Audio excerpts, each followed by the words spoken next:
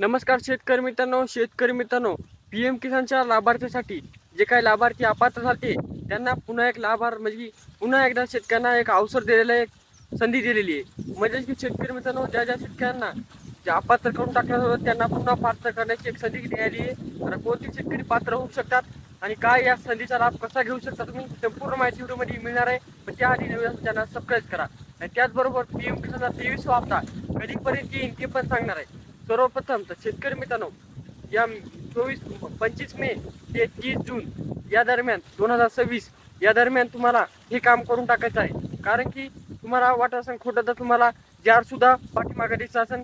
या जारमध्ये साफ लिहिलेलं आहे, ज्या ज्या शेतकऱ्यांची केवायसी अपूर्ण आहे, जे काही शेतकऱ्यांची केवायसी कुठल्याही तरी सेवा केंद्रावर जाऊन होत नाही आहे किंवा हे होत आहे, त्या शेतकऱ्यांना आता इथून पुढे मोबाईलद्वारेच केवायसी करता येणार आहे पी.एम. किसानच्या लाभार्थी शेतकऱ्यांना. कारण की बऱ्याचशा शेतकऱ्यांची केवायसी अपूर्ण आहे, काही शेतकऱ्यांना त्या सेवा केंद्रावर केवायसी कंप्लीट होत नाही. त्यामुळे जे काही 22वा हप्ता होता तो पण शेतकऱ्यांना मिळाला नाही.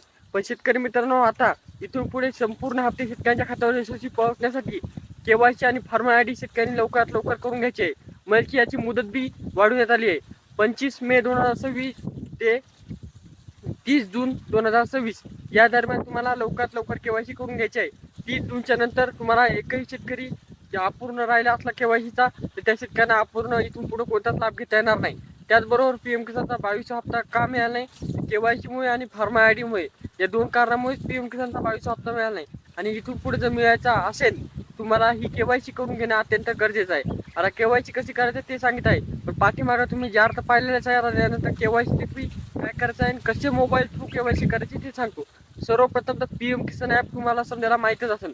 जर माहीत नसेल तर तुम्हाला मागे दिसत असतात पाठीमागे पी.एम. किसान ॲप, जे काही आपलं गुगल प्ले स्टोर असते त्याच्यावर पी.एम. किसान ॲप घ्यायची आहे. त्याचबरोबर आधार कार्ड व्हेरिफिकेशन एक ॲप असते, म्हणजे की आपला चेहरा दाखवायची एक ॲप असते, ती एक ॲप घ्यायची आहे.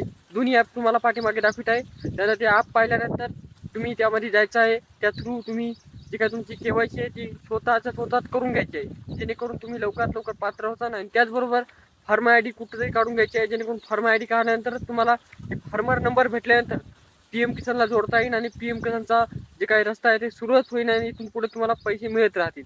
शेतकरी मित्रांनो, आता हे पैसे कधी मिळणार, तर शेतकरी मित्रांनो, ह्या केवायसी कंप्लीट झाल्यानंतर तुमच्या खात्यावर पी.एम. किसानचा 23वा हप्ता तर मिळणारच आहे. पण त्याचबरोबर ज्या ज्या शेतकऱ्यांचा थकीत 22वा हप्ता असो किंवा 21वा हप्ता असो किंवा केवायसीमुळे अपूर्ण 20वा हप्ता असो, ते पण हप्ते तुम्हाला मिळणार आहेत. त्यामुळे शेतकरी मित्रांनो, ही खूप गंभीर याची बात आहे, ती लक्षात घ्या. आणि त्याचबरोबर मित्रांना पाहुण्यांना व्हिडिओ शेअर करा. आता मी इतक्यावर तुम्हाला माहिती सांगण्यामुळे चॅनलला सबस्क्राईब सुद्धा करून टाका. शेतकरी मित्रांनो, पुन्हा एक गोष्ट सांगितली येतो की ज्या ज्या शेतकऱ्यांची फार्म आय डी आहे, केवायसी पण झालेली, पण काही शेतकरी म्हणतात तरी पण अपूर्ण म्हणजे अपात्र आहेत आम्ही. तर शेतकरी मित्रांनो, त्या शेतकऱ्यांनी काहीच नाही, लँडची प्रॉब्लेम दुरुस्त करायची आहे. आणि त्याचबरोबर लँडची प्रॉब्लेम दुरुस्त केल्यानंतर तुमच्या कुटुंबामधून किती शेतकरी पात्र होते आणि आता किती आहेत ते पाहायचं आहे. त्यानंतरच तुम्हाला कळेल. कारण की सरकारने प्रत्येक कुटुंबात फक्त आणि फक्त एकच शेतकरी पात्र करण्यात येईल असं सांगण्यात आलं होतं. पण ज्यामध्ये आता केवायसी केल्यानंतर काही शेतकरी अजून पात्र होऊ शकतात, कारण की ते पात्र असतात पण केवायसीमुळे अपात्र झाले असतात.